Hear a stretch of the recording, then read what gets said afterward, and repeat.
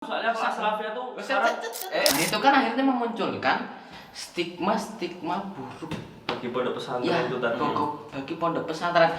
Untuk coba dipikir sama teman dari pihak pusatnya juga ini belum mendapat izin nanti di podcast sama keamanan malahan ya. Habis podcast langsung podcast lagi ya. Ini tapi beda. Ya beda. Kok habis ngopo ya. Ini kalau bullying menurut saya sih di pondok tuh nggak ada. Hitungannya kayak ada cuman kayak nggak ada gimana ya. Jadi kayak tergantung pandangan orang aja sih kayaknya. Soalnya kalau saya menurut pandangan saya tuh kayak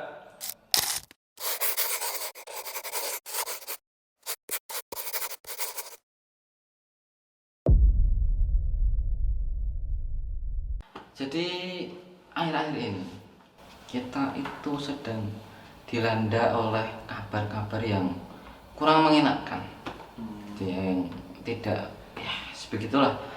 Ada ya teman-teman tahu ya teman-temannya, yuk kan santri krisis moneter. bukan ya malah bahas krisis moneter jadinya malah podcast keuangan nanti ya.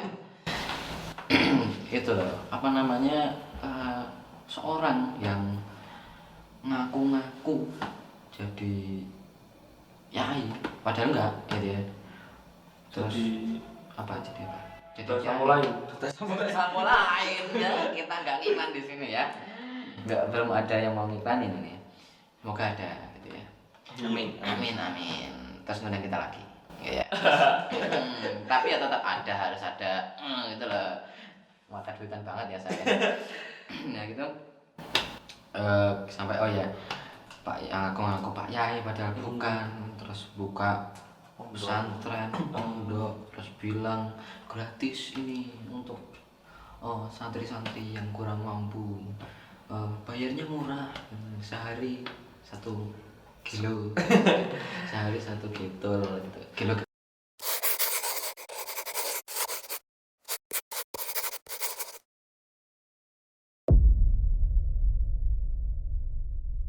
Jadi akhir-akhir ini kita itu sedang dilanda oleh kabar-kabar yang kurang mengenakan, yang tidak ya sebegitulah. Ada ya teman-teman tahu ya teman-temannya, yuk kan santri Krisis moneter. bukan ya malah bahas krisis moneter jadinya malah podcast keuangan nanti ya. Itu loh apa namanya seorang yang ngaku-ngaku jadi yai padahal enggak gitu ya. Terus apa jadi apa? Jadi sama lain ya. Kita enggak ngiklan di sini ya. Enggak, belum ada yang mau ngiklanin ini. Semoga ada gitu ya. Amin. Terus ngundang kita lagi. Ya. Tapi ya tetap ada, harus ada gitu loh. Mata duitan banget ya saya. Nah gitu sampai oh ya Pak yang aku ngaku Pak Yai padahal bukan, terus buka pesantren pondok terus bilang gratis ini untuk santri-santri yang kurang mampu, bayarnya murah, sehari 1 kilo sehari 1 gitu kilo tahu kamu searching Google. Nah, masa di spill terus kenaan dong ya. Nah itu terus berakhir pada sebuah insiden ya kan, buka pondok apa ngaku-ngaku kiai buka pondok bule cuman mau bisnis Padahal nggak punya dasar ilmu agama ya kayak itu nggak ada dasarnya ilmu agama, mentang-mentang gitu ya, mentang-mentang cari duit. Kan bingung ini gimana iklan kita. Aduh. Oke. Nah itu kan akhirnya memunculkan stigma buruk Bagi pondok pesantren ya, itu tadi. bagi pondok pesantren. Untuk coba dipikir sama teman, kita pikir bareng-bareng. Pondok yang kayak Salafiyah ini wes, yang sebenarnya tuh nggak ngelakuin apa, bersih ya, bersih toh kan, bersih, aman, malah jadi ikut tercemar gitu ya. Para wali-wali santri, para calon wali santri yang mau mendaftarkan anaknya menjadi ragu, menjadi mamang, sehingga mengurungkan niatnya untuk mendaftarkan anaknya, Menjadi- mendaftarkan putri-putri Jadi santri. menjadi santri gitu. Jadi kan pondok yang sebenarnya nggak ngapa-ngapain jadi ikut kena imbasnya. Iya. Hanya gara-gara satu pondok. Nah, saat beberapa pondok yang seperti itu baru kasus isu pertama, bukan isu sih, kasus ya. Kasusnya. Kasus pertama ada Udah lagi terjadi kasus. namanya. Nah, jadi itu benar-benar terjadi kan. Dan itu pasti teman-teman juga tahu. Ada lagi kasus ini yang juga lumayan agak menggemparkan, aduh, lumayan menggemparkan itu tentang santri yang dibully dan berakhir Kematian itu. meninggal, ya, Oh. kematian itu, Oh, iya. meninggal, dan itu terjadi di salah satu pondok yang notabene Udah besar. udah besar, udah terkenal. Oh, yang itu ya. Iya, yang itu kan, Saya yang itu pernah dengar. pernah dengar, iya dong, milenial kok nggak dengar. Nah, saya juga kaget itu. Nah, iya kaget. Kasusnya saya dengar ya itu tadi. Kalau santri itu bahwasanya kita tahu nggak santri itu nggak puden. Heeh. Ya, jangan lupa tonton episode sebelumnya. Ya, iklan jadinya, aduh. Jelaskan ada itu. Nanti dijelaskan di episode 2. Ini episode 3 kita chill ngobras gitu ya. Nah itu akhirnya berstigma, menjadi sebuah stigma yang buruk bagi wali santri. Jadi kita akan bahas stigma buruk itu. Apakah stigma yang terjadi yang ada di masyarakat itu memang benar-benar ada atau enggak? Atau apa ya namanya ya? Ya itu benar-benar ada. Mindset. Ya, Mindset orang luar tentang pondok. Nah itu mindset orang luar tentang pondok kan jadi berubah. Iya. Nah itu apakah benar-benar terjadi? Nanti kita coba saya rangkumkan dulu ya. Nanti mungkin kita bisa bahas dari bullying dulu. Oh, bullying. Nah, bullying dulu, terus oh ya ada satu lagi isu ini, bukan sekedar isu sih. Ya memang ada juga sih oknum yang melakukannya gitu dan itu juga terkenal juga tentang kalau pondok itu terlalu sunnah. Langsung ketawa nih. Langsung tahu udah tahu ya. Soalnya nggak real. Nggak real ya. Oh, langsung dibantah nggak real. Nanti kita bahas kenapa kok bisa nggak real ya. Nah itu saya lanjutin ya. Apa namanya? Sunnah banget. Nggak ngikut. Kenapa kok sunnah banget? Nggak ngikutin aturan-aturan pemerintah. nggak ikut aturan yang dibuat oleh pemerintah. Bikin aturan sendiri. Bilang kalau pemerintah tuh begini gitu ya. Maksudnya tuh kayak rasa nasionalisme. Nah, apakah memang seperti itu atau di pondok itu sebenarnya ada aspek-aspek nasionalisme yang ditanamkan? Ada pasti. Ada. Tahan dulu tapi ya. Itu bahasan yang kedua. Yang pertama bullying, yang kedua nasionalisme, dan yang ketiga itu tentang jaminan keluar jadi apa? Jangan jadi apa? Ya, apakah pondok itu bukan bisa menjamin ya? Maksudnya jaminan kalau keluar pondok itu Jadi produk apa ya? jadi produk apa? Apakah produk A terus gitu ya? Apakah nanti jadi marbot masjid macam apa? Jadi ustadz gitu. Jadi ustadz gitu ya? Apa Jadi, mesti harus ya, kayak gitu? apakah mesti harus menjadi itu gitu untuk menyalurkan ilmu-ilmunya gitu ya? Yang kan yang di pikiran orang-orang kan seperti itu. Gitu. Oke, mungkin kita bisa bahas dulu dari bullying. Bullying. Oh. Bullying. Di pondok apakah benar atau enggak ya? Nah, yaitu apakah bullying itu apakah ada atau enggak di pondok? Kalau menurut teman-teman, mungkin dari siapa dulu ini? Oh, mungkin kalau bullying menurut saya sih di pondok tuh nggak ada. Hitungannya kayak ada cuman kayak nggak ada gimana ya? Jadi kayak tergantung pandangan orang aja sih kayaknya. Soalnya kalau saya menurut pandangan saya tuh kayak mungkin kalau saya lihatnya tuh kita tuh bercanda. Cuman nggak tahu pandangan orang kan sama kita beda.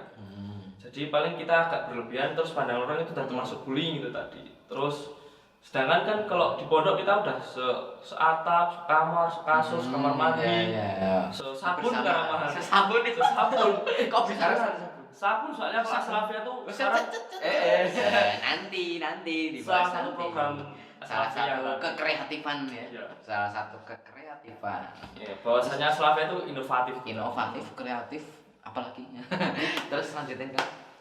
Terus tadi bahwasanya kita kan tadi seatap, sekasur. Jadinya ibaratnya kalau kalian tuh udah punya teman deket nih, apalagi kita udah setiap hari nih hitungannya.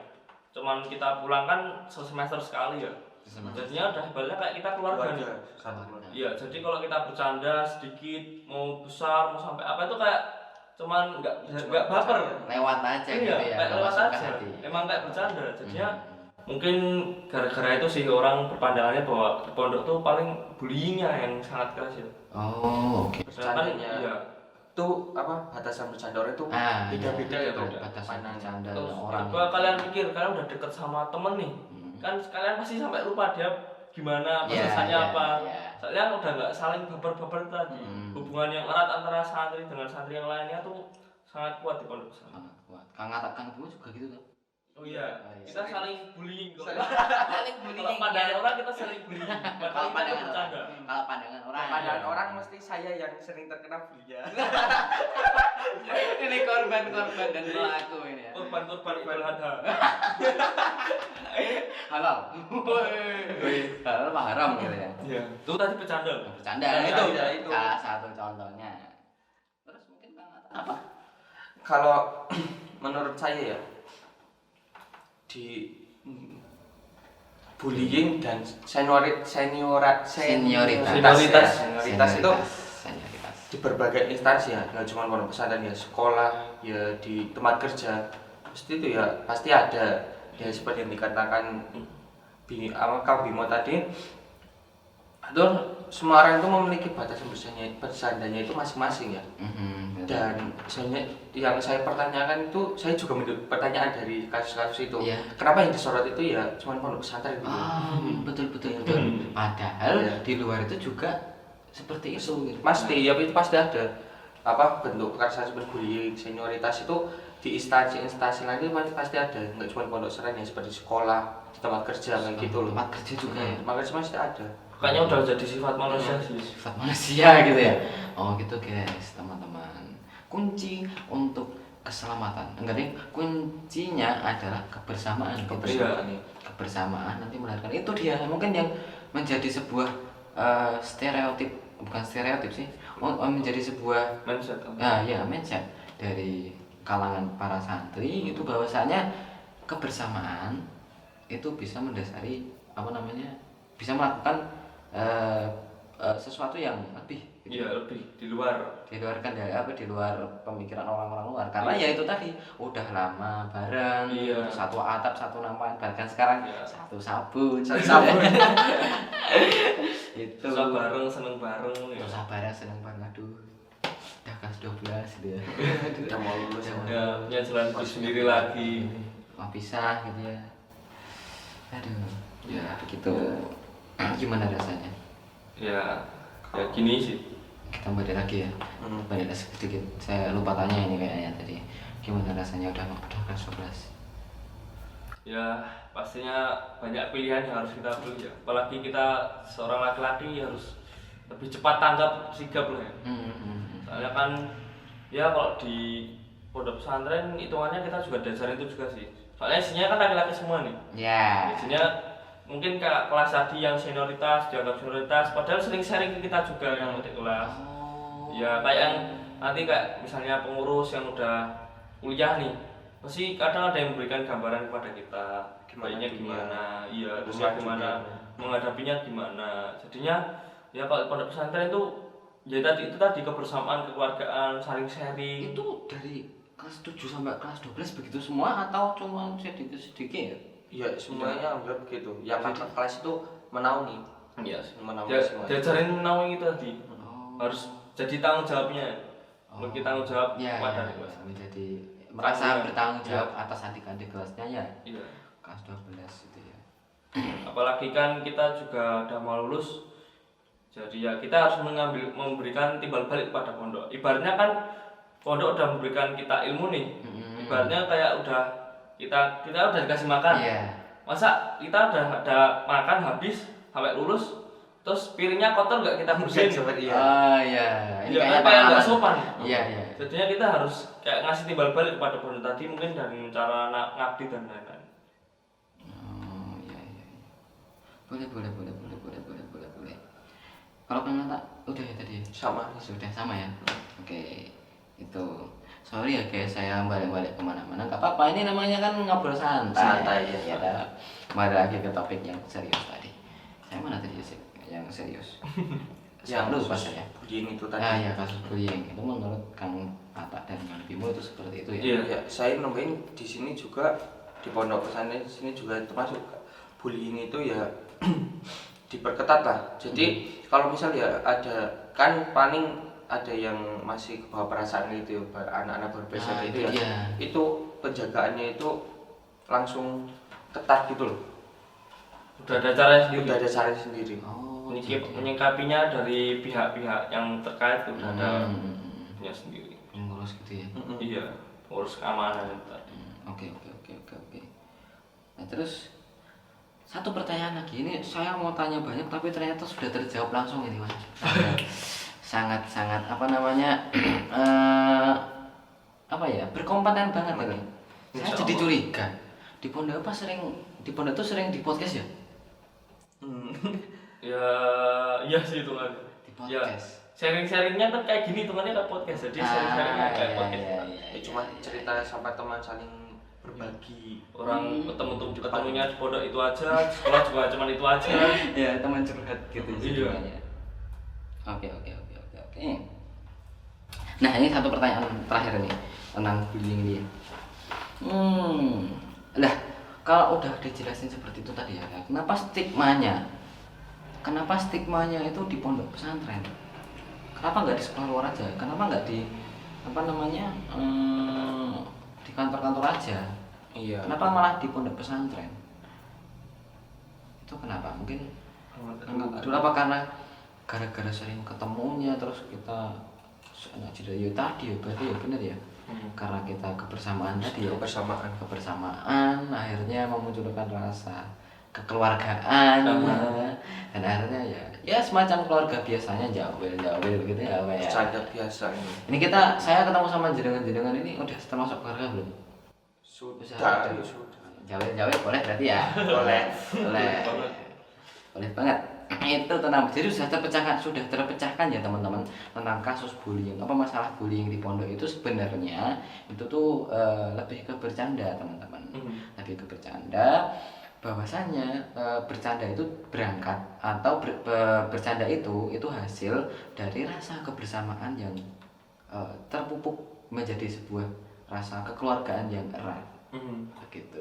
Toh di sana di Pondok Pesantren As-Salafiyah Melangi ini khususnya itu yang kelas atas yang kelas 12 itu dididik untuk mendidik dididik untuk mengayomi Bukan hanya dari kelas 12 tadi.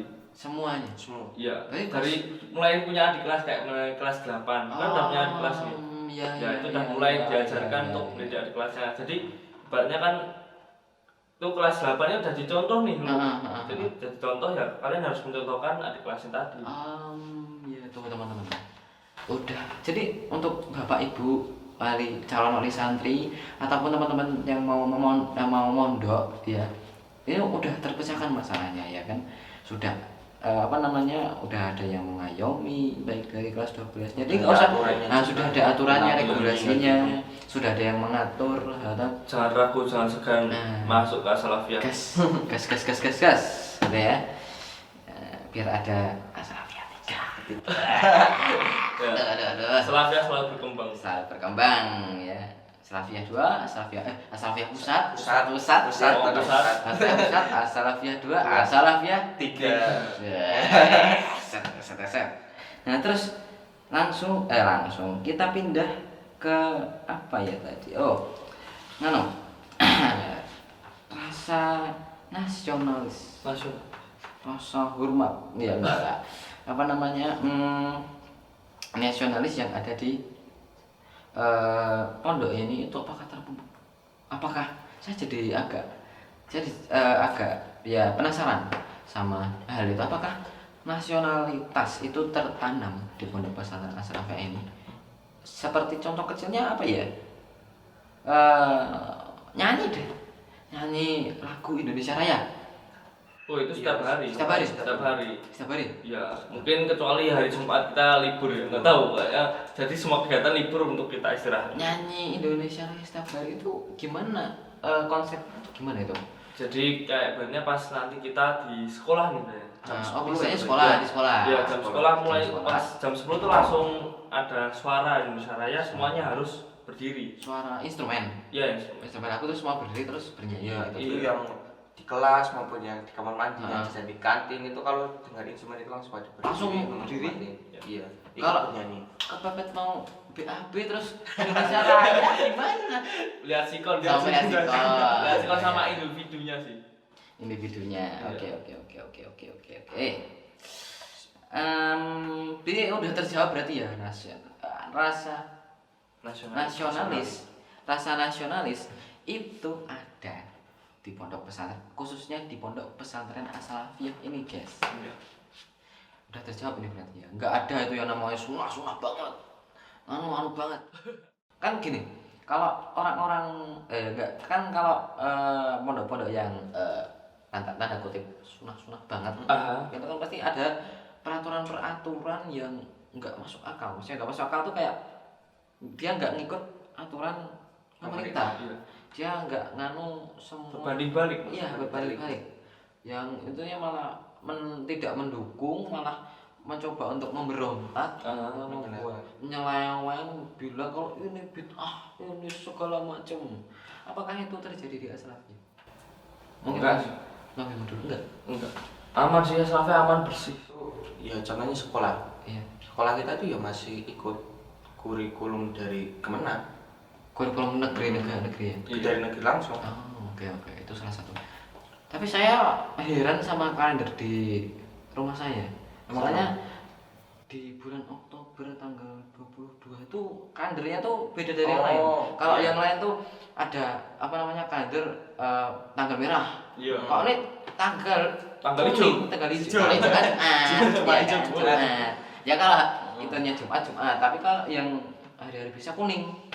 Itu 22 Oktober ya? Apa itu? Itu Yang sudah pasti jelasnya adalah hari santri. Hari santri. Jadi santri itu punya harinya sendiri. Iya. itu juga ditelit kalau secara yang saya pernah baca itu ya. Itu tanggal 22 tanggal 20 sampai 22 itu perkumpulan ya yang dipimpin oleh Kiai Haji Hasyim Asy'ari itu membuat resolusi jihad Resolusi jihad. Pada tanggal tersebut. pada tanggal tersebut karena apa? itu sebelum pertama sebenarnya gini. Jadi Bung Tomo Bung Tomo.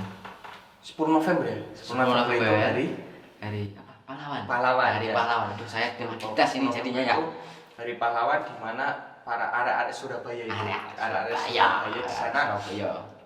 memerangi melawan sekutu Ya.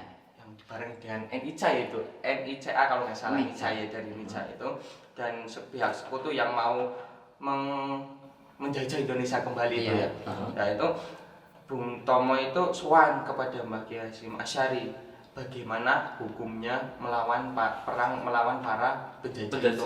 Nah terus Kiai Hasyim Asy'ari itu sekitaran yaitu tanggal 20 sampai 24 itu melaporkan para kiai, nah itu mengeluarkan resolusi jihad bahwa memerangi para penjahat itu penjajah itu adalah jihad fisabilillah gitu. Ya itu maka di situ ditetapkanlah hari santri yang harinya kayak gitu. Jadi itu semua yang ngelakuin itu semua santri. Ya, santri itu Santri. berkontribusi dengan kemerdekaan Indonesia tadi. Jadi kayaknya nggak usah ditanya lagi sih tentang santri apakah nasionalis atau Iya enggak sih. ya. Iya benar. Kayaknya emang dari awal dulu kita sebelum merdeka udah santri ikut berkontribusi. Itu guys. Bahwa di pidatonya Bung Tomo juga diberikan kata Allahu Akbar, Allahu Akbar, Allahu Akbar, merdeka. Allahu Akbar, merdeka. Ya, karena waktunya kita terbatas dan mungkin dari pihak pusatnya juga ini belum mendapat izin nanti di podcast sama keamanan malahan ya. Habis podcast langsung podcast lagi ya. Biasanya tapi beda. Ya beda. Kok habis ngopo ya. Lebih serius lagi. Lebih serius lagi. Iya. Makanya mungkin kita nggak cukupkan sih, kita nggak hentikan juga sih. Kalau bahasa saya itu kita pause ya. Kita pause dulu, kita lanjut ke episode selanjutnya teman-teman. Begitu ya.